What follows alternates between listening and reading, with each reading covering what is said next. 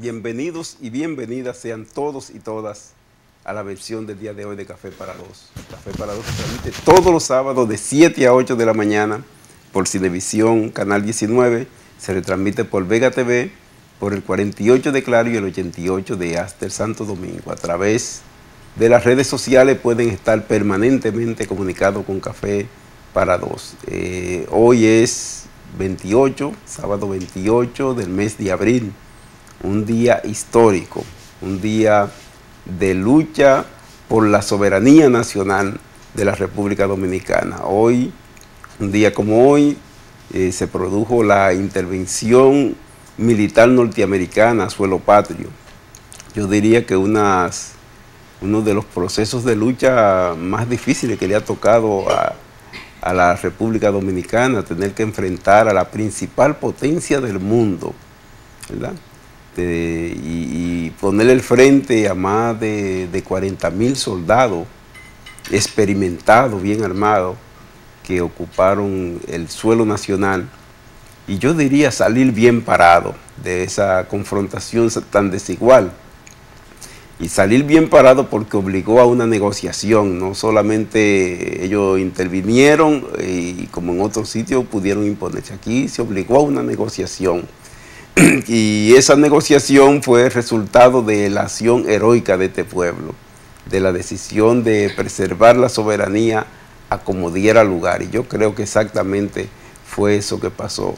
El país nuestro, yo diría, ha tenido muchos desafíos para poder establecerse como nación. Creo que desde la proclamación misma de la independencia tuvo, yo diría, años teniendo que defender la decisión de ser una nación soberana. El mismo Estados Unidos ya había invadido en el 1916 y 1965 pues volvió a hacerlo, tratando de imponer una decisión, de revertir la decisión del pueblo dominicano de defender la Constitución y el regreso del profesor Juan Bosch sin elecciones. Yo creo que este acontecimiento y las imágenes mismas muestran cómo un pueblo, a pesar de ser en ese momento incluso una nación pequeña, ¿verdad? Pudo enfrentar con gran valor y yo diría con gran éxito una lucha desigual.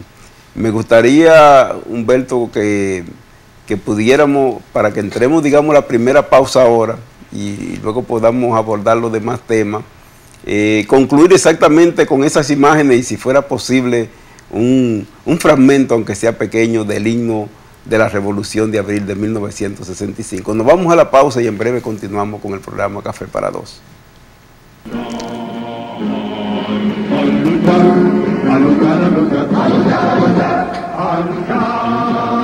Soldados valientes, empezó la revolución a imponer los nueve principios que reclama la Constitución.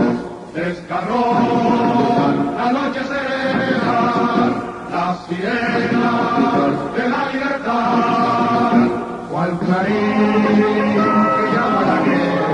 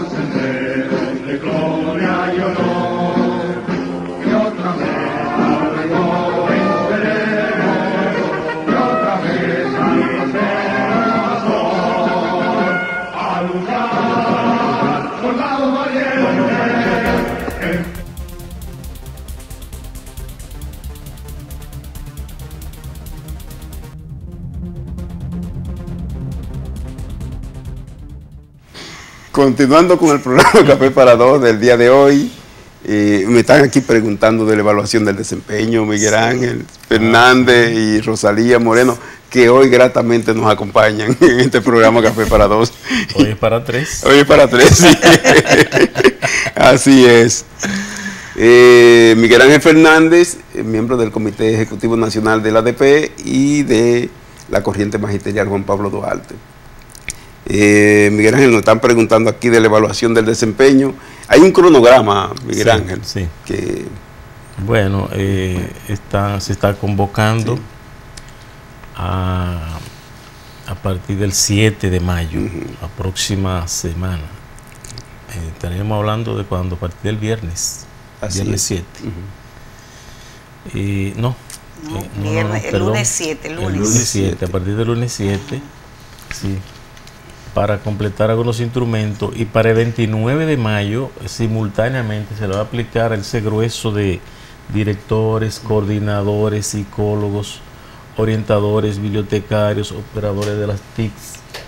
Se le van a aplicar 3 instrumentos el mismo día, de manera que el 29 empiezan y terminan con ese proceso. Estaría dirigido a unos 25, 26 mil que todavía están pendientes, igual los técnicos docentes distritales y regionales. De aquí a allá tendrán más información, más detalles. Lo cierto es que por suerte ya tienen un calendario que le da certidumbre para someterse a ese proceso esperado y necesario, porque tenemos que completar la evaluación integral de todo el personal docente. Y creo, Rafael, Rosalía, que además, terminado este proceso, hay que evaluar el sistema educativo completo, porque la ley es bastante clara cuando define la calidad educativa, que tiene que ver con factores diversos, no solamente la acción docente y el desempeño del docente. Hay que ver la calidad de los insumos, la pertinencia de los insumos, los recursos educativos. Hay que ver el contexto donde está el centro, las condiciones socioeconómicas de la familia, las condiciones y los niveles educativos de la familia, de los chicos y de las chicas. Hay que ver la pertinencia del currículum, la gestión educativa, la gerencia educativa, cómo se está administrando la educación. Entonces, todas esas variables hay que impactarlas simultáneamente con el factor docente para que se pueda producir, si se quiere trabajar en serio el tema de la calidad educativa. Hay que ir por todas las variables de manera integral.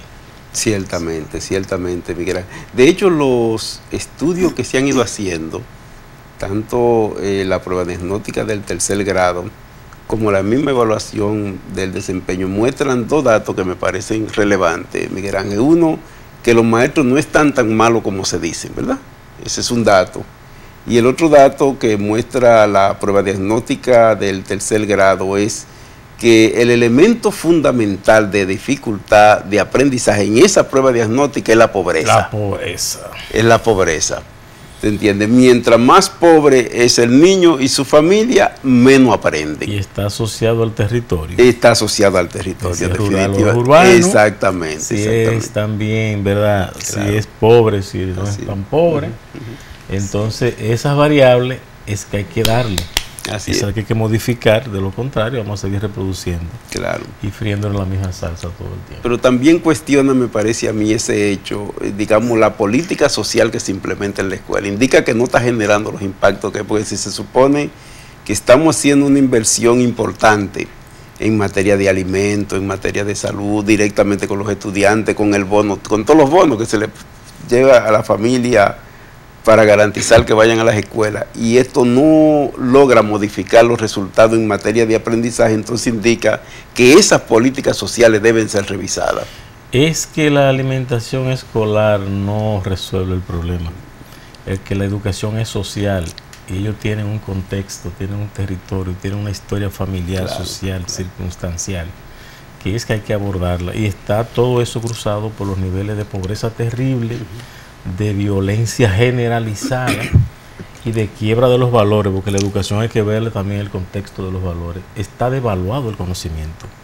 No hay una estimulación per se de que la gente vea que tiene movilidad social a partir de ello. Así es. De manera que es importante no solamente ver la gestión educativa en términos de servicios y alimentación, y toda la familia donde vive. Tenemos ahí los titulares, están muriendo decenas de niños, señores, en los hospitales públicos. Correcto. Por falta de prevención, y además en un sistema de salud centrado en la curación, que es muy costosa. Este es el tema del desempleo, el tema de los servicios de agua potable. Impacta porque es que la familia vive allí. Entonces no es verdad que la escuela sola, por sí sola, no va a generar los niveles de competencia que requiere. Es un problema integral de la sociedad y que se verifica en todos los escenarios. Si usted chequea la producción de agua que se le sirve a este país, está que nadie la consume, la usa apenas para cosas domésticas, porque tiene que comprarla, está privatizada. Beber agua potable es comprarla cara. Igual que quiera salud, si quiere salud oportuna y de calidad, tiene que buscarse el servicio privado. Igual que quiera transporte, tiene que buscárselo también privado. O sea, hay toda una circunstancia, digamos, de políticas públicas que hacen amaraco, ¿no?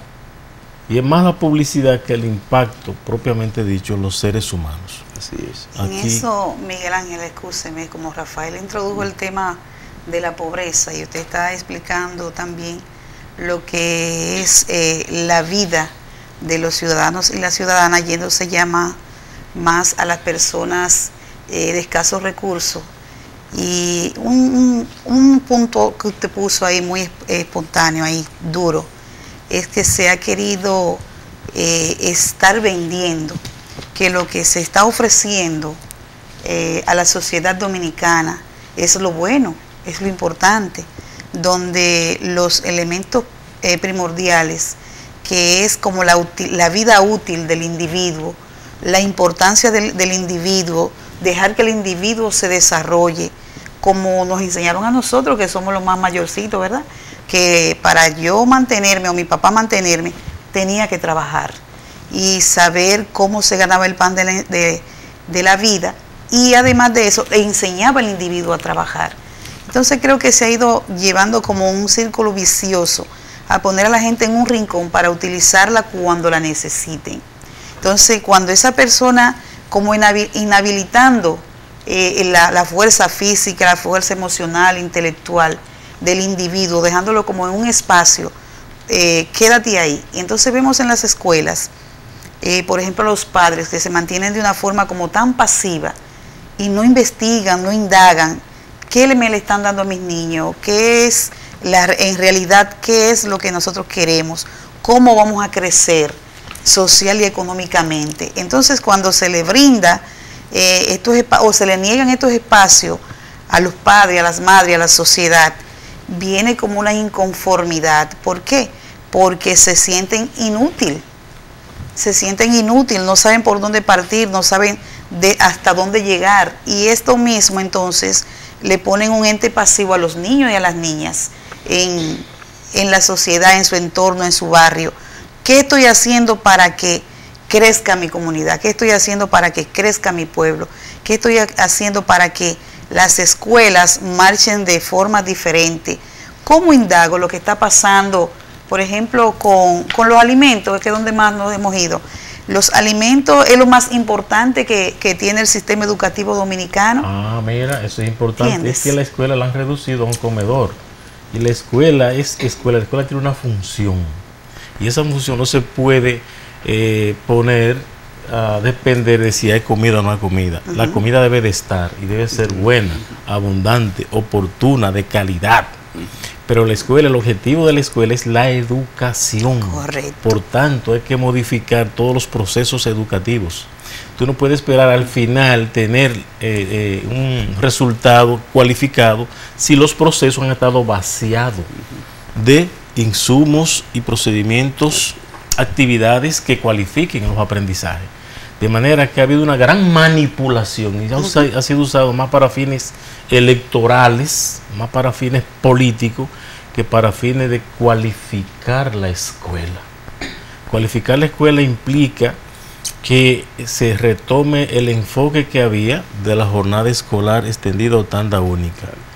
donde la maestra tenga en ese horario escolar el momento de las horas clases presenciales y también tenga el tiempo para ella planificar y reflexionar su práctica educativa, y que el chico tuviera la oferta allí, si tiene actitud para el deporte, la disciplina que sea, tenga el campo deportivo y tenga el técnico deportivo.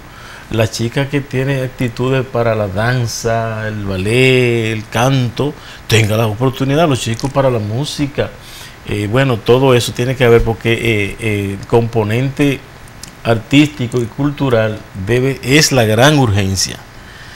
Incluso tendría un impacto en la sociedad, porque lograría producir ciudadanos y sujetos propensos al diálogo, a la paz, a ser pacífico, a ser reflexivo y a bajar toda esa tensión de violencia que se ha acumulado en este país. Lamentablemente, claro, hay que reconocer que el alimento en la escuela ha ayudado a reducir la deserción y ha ayudado a las familias muy humildes que tienen precariedades económicas a coger un respiro, en tanto la escuela le puede suplir la comida a los muchachos. Lo que debe exigir la sociedad es mucho más de ahí. La escuela tiene que tener, aparte de esa comida, tiene que tener las condiciones de aprendizajes cualificados. El personal docente tiene que ser también motivado, debe estar sano, debe estar alegre, tiene que tener un contexto. La escuela tiene que ser democratizada. La escuela está muy vertical, muy autoritaria, muy abusiva. Sí. La escuela ha sido reducida a una cárcel. Se abre el candado a las 7:30 y se cierra el candado y se abre, se cierra hasta las 4, y todo el mundo es un recluso allí. Todo el mundo es un recluso. De manera que hay que revisar todo. Un recluso del modelo viejo. Un recluso del modelo viejo y del nuevo. De la mazmorra, ¿no era que se utilizaba anteriormente? Sí, sí. Entonces, definitivamente hay mucho sufrimiento en los centros educativos. La escuela tiene que ser un lugar, un destino feliz, que los muchachos vayan contentos. Es más, debe ser tan buena que cuando se toque el timbre, porque llegó el fin de la jornada, la gente se quede sorprendida. ¿Y qué día tan corto?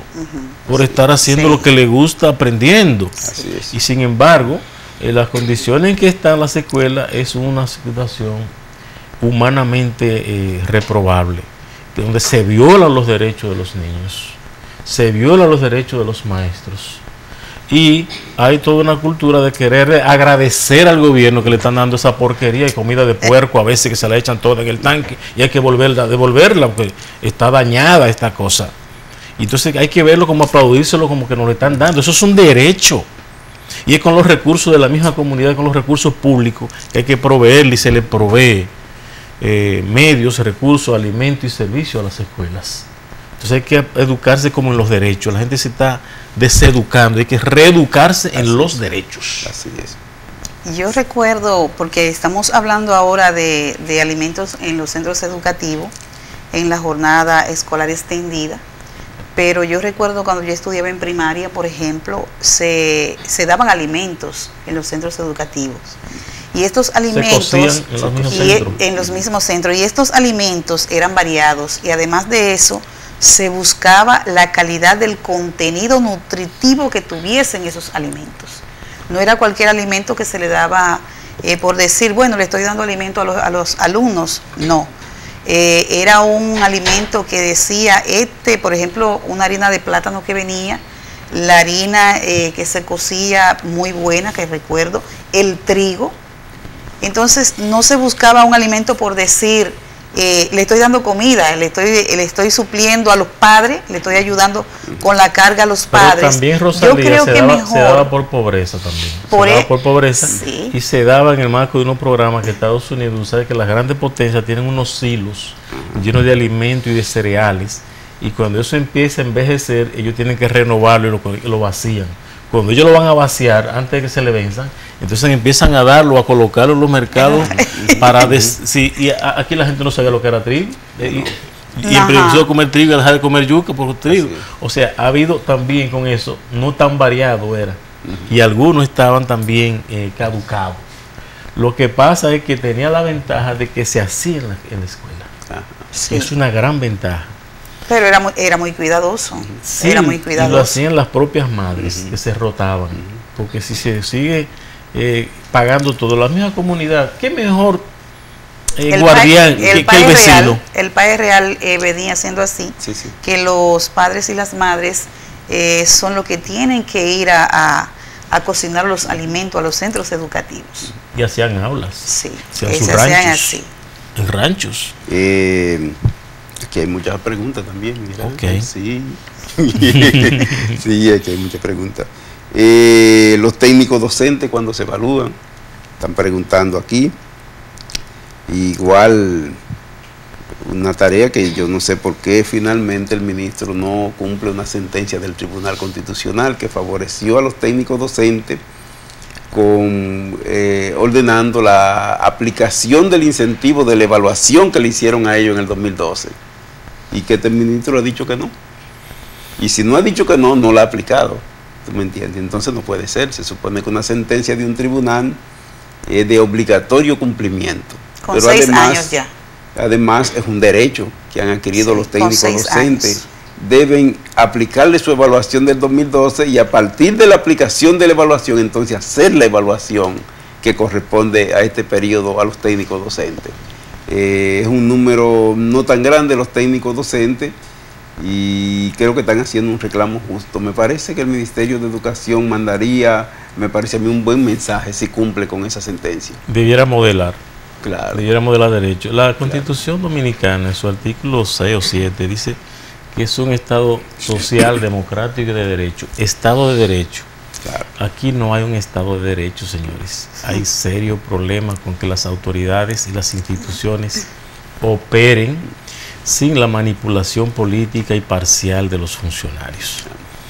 El ministro de Educación está violando la Constitución, y no solamente la Constitución, la propia Ley General de Educación. En lo que tiene de gestión el ministro de agosto 16 a lo que va, ¿verdad?, de este periodo, el ministro ha estado gobernando con ordenanzas y órdenes departamentales, muchas de ellas contrarias al espíritu y a la letra de la ley y la Constitución. Es como si hubiera otro ministerio dentro del ministerio. Entonces, en un contexto de autoritarismo y de falta de institucionalidad y de democracia, no se sorprenda a nadie que un ministro viole una sentencia. Tengo entendido que el Constitucional va a generar unos mecanismos que haga compulsivo el cumplimiento de sus fallos.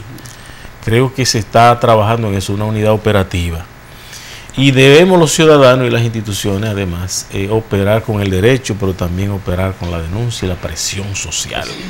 Hay que poner en evidencia y desmontar toda esa aura que se ha creado alrededor de un funcionario que se ha endiosado allí, gracias a que cuenta con el soporte y el aplauso del gran empresariado nacional, el gran propietariado de este país, propietario de colegios y de universidades privadas, negociante de la educación que lo ven como un servicio para lucro y no como un derecho humano universal para todos los ciudadanos, y que dispone de todos los medios habidos y por haber para hacer todo ese trabajo de imagen, ocultando la realidad de un funcionario que opera allí como todo un dictador, violando todo de manera arbitraria. Así que, con lo que respecta a eso, lo menos nosotros podemos hacer es apoyar cualquier movilización, cualquier iniciativa que obligue al cumplimiento de la sentencia y de la ley.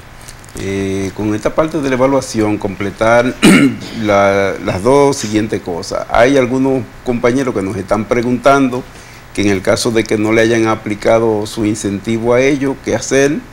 Yo creo que todos esos casos deben levantarse, deben recogerse y canalizarse, si fuera posible, a través de nuestros dirigentes municipales, que los hay, ADP tiene por todos los lados, y si no, venirlo a traer directamente, de manera tal que pueda hacer su reclamación. Hay también reclamación de una cantidad importante de maestros que no se sienten bien evaluados.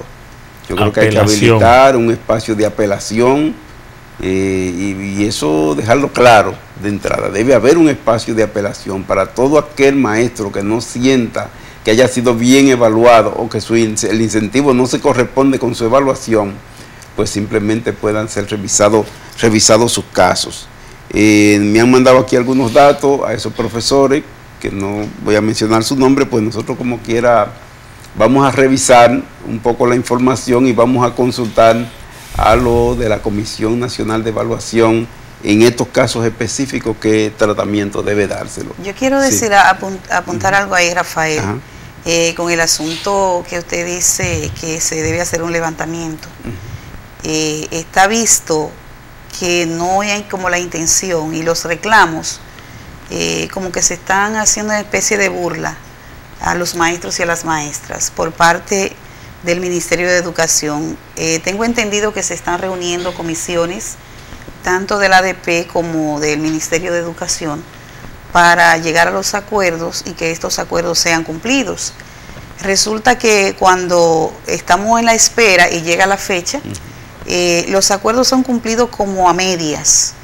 No sé si será alguna intención de mantener al magisterio dominicano como en una especie de incertidumbre, de intranquilidad, porque no es posible que si del ministerio se hacen unos acuerdos porque saben que es algo que hay que cumplir, pues no se cumple a su cabalidad, a su totalidad como debe cumplirse, y haya que estar de nuevo mencionando y andando detrás de la misma situación, porque se suponía que la evaluación de desempeño iba a concluir en marzo y que todo iba a estar ya regularizado en marzo y que ya de evaluación de desempeño en esta altura de juegos solamente se iba a tener que estar en las revisiones e ir a ver quién o no estaba de acuerdo o satisfecho con su evaluación y hacer una revisión, pero también dentro de esas medidas comenzar a hacer proyectos y programas para ir fortaleciendo las debilidades o darle continuidad a esa fortaleza para que no se cayera. Entonces como que se ve una intención de que no se quiere que educación tenga como una paz, una armonía, como decía Miguel Ángel ahorita, de tener un espacio de trabajo confortable, agradable, y que las cosas pues marcharan en sana paz, de esa paz que se habla tanto y se motiva tanto en los centros educativos por demás. Entonces, ver que se acaba de decir que en el mes de abril, ahora que ya se han depositado los dineros de los maestros y las maestras, se iba a cumplir con los incentivos de la evaluación de desempeño y que en la próxima semana vienen ya lo que son los retroactivos al mes de enero y que no se cumpla con la primera parte. Entonces, ¿qué estamos esperando con la segunda parte? Vamos a estar siempre en la misma situación de evaluación de desempeño. Ya el pueblo dominicano tiene que ir confiando en los gobiernos, en los estados, en las instituciones, porque no estamos en esa situación para estar todo el tiempo en el dime y direte y en las inconformidades. Hay una incertidumbre generalizada. Eso toca a los estudiantes, toca a los padres, a las comunidades. Eso envuelve a todo el mundo en esa situación. Vamos a hacer una pausa. Humberto, vamos a hacer la segunda pausa y regresamos en breve para continuar con el programa Café para Dos.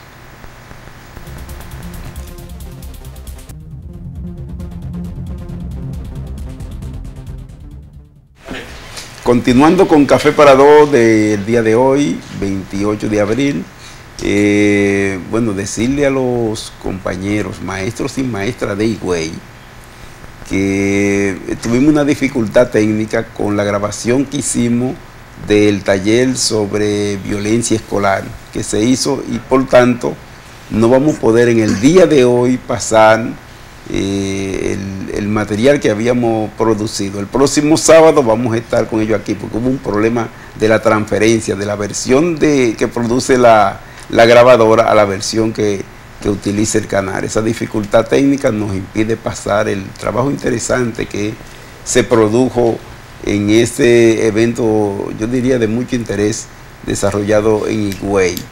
El próximo sábado, vuelvo y digo, vamos a estar pasando la fílmica y quería de todas maneras saludar el evento, decirle que me sentí alegre de que el conjunto de las autoridades de Higüey le estén poniendo el frente a los temas de la educación.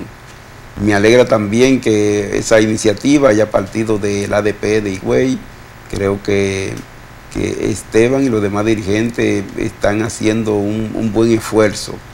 Un buen esfuerzo por reposicionar la ADP, y nos parece también muy bien que las autoridades de la regional y del distrito educativo hayan asumido activamente esa iniciativa. Me parece también que las autoridades de CONANI, de la Fiscalía, hayan participado en este evento que permite desde todas las instancias que tienen que ver con la vida escolar y con la vida de los niños y las niñas, hayan decidido articular un nivel de reflexión sobre un tema tan importante que impacta a la sociedad, pero también impacta a la escuela y los procesos de aprendizaje. Vuelvo y digo, el próximo sábado vamos a estar tratando ampliamente la experiencia que ustedes estuvieron desarrollando en este gran taller, en esta iniciativa que me parece a mí como que no tiene precedente, ¿verdad?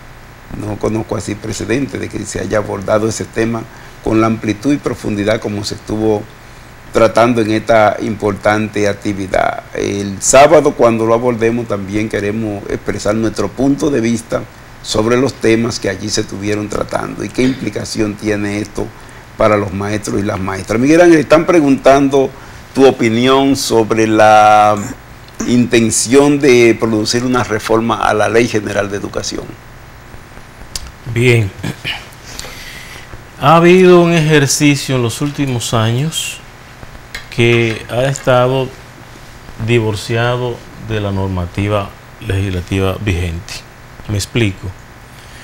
La Ley General de Educación, independientemente de sus bemoles y sus limitaciones, que data de hace 21 años, del 1997, es una señora ley, señores. Es una señora ley.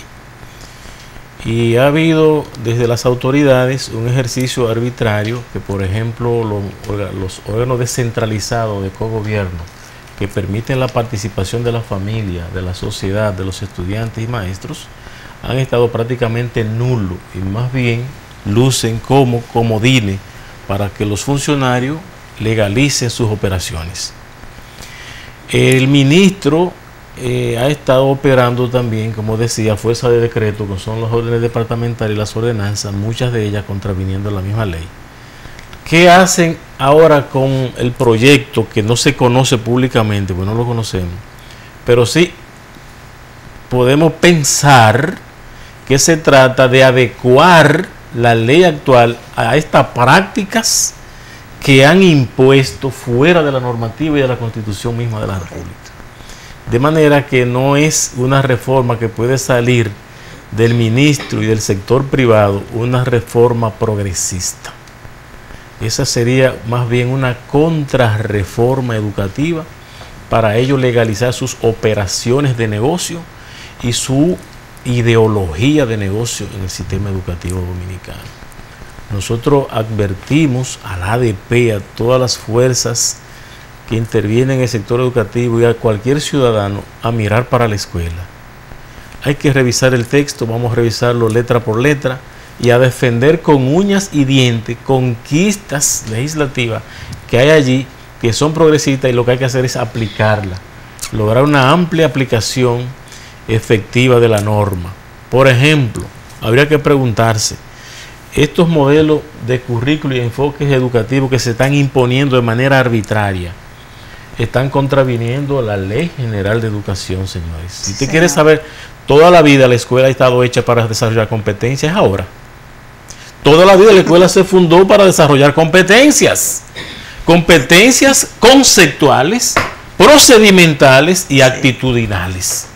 Y ello ha estado organizado en base a lo que declara la misma ley en los principios. Queremos formar ciudadanos críticos, libres, amantes de la paz, con capacidad para la tecnología y el uso de la cultura nacional articulada con la universal. Esas competencias están definidas allí, señores. Entonces, todos estos modelos que han venido trayendo en gaveta, en enlatado, todos son foráneos y contrarios al espíritu de esa ley. Hay que defender, desde ahora advierto, defender todo ese articulado, que lo que podríamos hacer es hacerlo más claro y concreto, que ha quedado demasiado general. Así que advertimos sobre eso y no podemos esperar, señores, una reforma progresista en educación proveniente de Educa, proveniente de ese gran empresariado, proveniente de los laboratorios del Banco Mundial, que han decidido como hegemón, como mecanismo de hegemonía global, convertir derechos humanos en servicio de mercado, sin ninguna sensibilidad y sobre la base de la discriminación y sobre la base de potenciar la competencia sin límite, individual, egoísta e interesada. Así que defender esa parte ahí y producir nuestras propias propuestas. Definitivamente es necesario. Y yo creo que todo el magisterio tiene que prepararse para participar no solamente en un debate, sino en toda una movilización social, ¿verdad? Miren, esa ley tiene, Rafael, Rosalía, señores, esa ley tiene los órganos de cogobierno, que son la junta de centro, que le hacen el contrapeso a un director. Sí. ¿Y usted sabe qué competencia tiene esa junta de centro? Que hasta que se concurse, oiga bien, hasta que se concurse y se designe un titular, esa junta puede contratar, óigase bien, contratar a un docente transitoriamente. ¿Oyó? Sí. Esa junta tiene capacidad para hacer el plan del año y las actividades educativas del centro. Claro. Y más arriba está la junta del distrito, que también le hace contrapeso al director distrital. Vamos a ver cómo vienen, porque lo que hay que hacer es ponerlo a operar eso, claro, a toda máquina. ¿Cómo es posible que el gobierno se dé el lujo de fundar una junta regional de educación, una junta distrital de educación, escogiendo los delegados? Tú eres delegado estudiantil, tú eres delegado de los maestros, tú eres delegado de la iglesia, tú eres delegado de esto. Entonces hacen un grupo para ellos entonces legalizar todas sus barbaries. ¿Y la democracia en la gestión educativa? ¿Y dónde queda la democracia en ese caso? ¿Y dónde queda? Ahí viene, incluso el tema del concurso entró en crisis también por el tema de la función de las juntas regionales de educación, que son muy importantes y no han funcionado en 21 años. Ahora lo pusieron a funcionar para que decirle al ministro, mire, coja uno de esos 3. Por eso es una barbaridad. Sí, a esa le conviene. Para legalizar actos, la convocan, pero la convocan con miembros previamente seleccionados y tener un escenario favorable. Para la discrecionalidad política, porque se ha politizado el sistema educativo. Digo, todos los sistemas educativos son políticos, digamos partidarizados. Llenar las oficinas técnicas de educación, que por cierto, ojo al ministro que se la priva de tan vertical y transparente y legalista. Sus nuevos directores distritales y regionales están yendo a los centros a decir me llevo este, seleccionando los técnicos. Ese no es el mecanismo de selección de técnicos docentes en ningún nivel, señor ministro. Aquí hay que convocar a un concurso nacional universal para seleccionar los técnicos docentes de todas las áreas fundamentales a nivel distrital, regional y nacional. Así que esa relación clientelar, ven tú conmigo, eso es una barbarie, eso es anacrónico y daña el sistema educativo, porque no pueden seguir promoviendo a partir de la partidocracia y echando de lado la meritocracia, que es el mecanismo institucionalizado. Los maestros tienen que medirse en competencia para ser técnicos en el área de letras, de matemáticas, de química, de física, educación física en todas las áreas, para usted tener los mejores equipos técnicos profesionales con la responsabilidad de la planificación y el acompañamiento al personal de planta, que eso está muy afectado en el sistema educativo dominicano. Y una cosa, Miguel Ángel y Rafael, el ministro de Educación está queriendo hacer una revolución educativa. Parece que la revolución educativa va enfocada en lo que usted decía al principio, en los sectores que se han empoderado para que se cumpla lo que ellos creen. El 29 de agosto, pocos días de él ser ministro, fue a la ADP y dijo en una reunión del Ejecutivo, primera vez que lo digo público, Rafael, cuestionando el ministro anterior. Después se recogió toda su lengua. Una revolución educativa parte de tener sujetos, una revolución educativa parte de tener sujetos revolucionarios. Así es. Quiere decir que tenía padres, familia, estudiantes y docentes y funcionarios revolucionarios que no lo eran. Así mismo es. Sí. Y el asunto de los concursos que vienen a regularizar y a medir la capacidad de los individuos que van a estar al frente de manejar que la educación vaya avanzando, que es lo que yo pensaba que estaba buscando el ministro de Educación en su forma cuando dio inicio a reunirse con todos los sectores de la educación dominicana que tienen que ver, pero ver ahora que me interesa seguir o implementar mi librito que llega para yo posicionar a quien me conviene que esté ahí para un momento determinado. ¿Tiene llamada, Rafael? Sí, vamos a darle paso. Que quiere decir algo. Sí. Dígalo, profesor. Profesor, está en el aire. Sí, buenos días. Sí. Dígalo. Buenos días, desde Sí. Baní, Sí, ¿con quién hablo? con Porfirio. Sí, sí, dígame, Porfirio, que está en el aire. Óigame, felicitar a ese señor que está hablando ahí, que ha dado en el clavo con los de los distritos.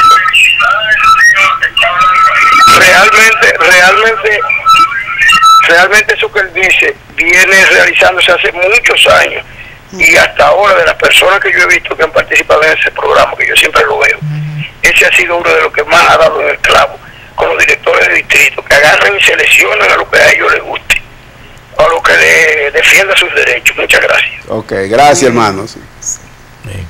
Esa es una costumbre que se está violando, como le decía, lo que son los concursos, porque la misma ley de educación habla que para usted optar por un cargo distrital o regional, Funcionario técnico. tiene que ir a concurso, Artículo pero que 139 el de la ley. pacto por la educación, la reforma del pacto por la Confirma educación eso. también confirma eso, y resulta que todo eso se ha quedado como en un rinconcito en donde nadie le interesa que eso sea así.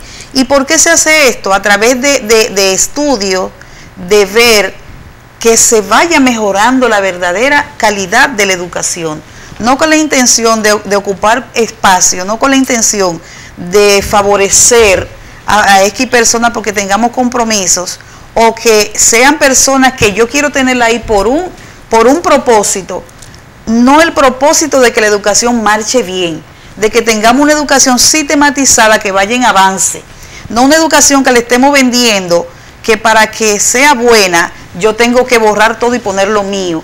No dejar de lado una ley de educación, como usted dice, que de paso sería bueno que los maestros y las maestras comiencen a estudiar la ley de educación, porque ya el ministro la comenzó a estudiar, pero para él empoderarse de lo que le conviene, porque está lo que él hizo, por ejemplo, en el artículo 115, él lo hizo pero a su manera, y por eso no se le ha podido contrarrestar esta parte de aquí. Entonces, pero que siga cumpliendo con las otras que están ahí, que están todas ahí. Claro. Hay que cumplirla completa, no nada más las que me favorecen a mí y las que favorecen a la educación dominicana, a todos los entes y los sectores que tienen que ver, esa la dejo de lado y no me interesa, y entonces comienzo a producir las ordenanzas que, según nos está diciendo Miguel Ángel, que tiene alto conocimiento de lo que son las leyes, pues entonces estoy haciendo leyes que van en contra de lo que es la ley en realidad. ¿Qué estamos buscando con esto, señor ministro de Educación? Poner a un país en las condiciones en las que se encuentra, desesperar más al país, en las condiciones que estamos precarias de condiciones. Entonces, yo creo que es bueno que revisemos si queremos hacer un buen papel. El ministro a lo mejor tenía las buenas intenciones, que siga con las buenas intenciones que inició reuniéndose con los sectores educativos para favorecer la realidad de la educación dominicana. Hay un dicho popular que dice que de buenas intenciones está empedrado el camino hacia el infierno. Y el ministro ha desestabilizado todo esto. Óyeme, claro. Y la verdad es que, como tú decías, la angustia que ha generado este proceso tan traumático de la evaluación del desempeño, sin que la gente tenga el mecanismo ya habilitado de apelar lo que cree que debe contestar, y que ahora hay que esperar que termine completo para entonces habilitar las quejas y recibir eso genera desconfianza, claro, y profundiza las angustias. Y luego de la evaluación de desempeño procede el análisis claro, democrático de todos estos resultados, y que vengan los programas de mejoras también consensuados, no impuestos, no verticalizados, porque se supone que tiene que buscarse ahora los recursos, reorientarse, redireccionarse el gasto de educación hacia las mejoras para impactar al personal docente en las áreas que haya que impactarlo. Igual la gestión educativa, impactarla.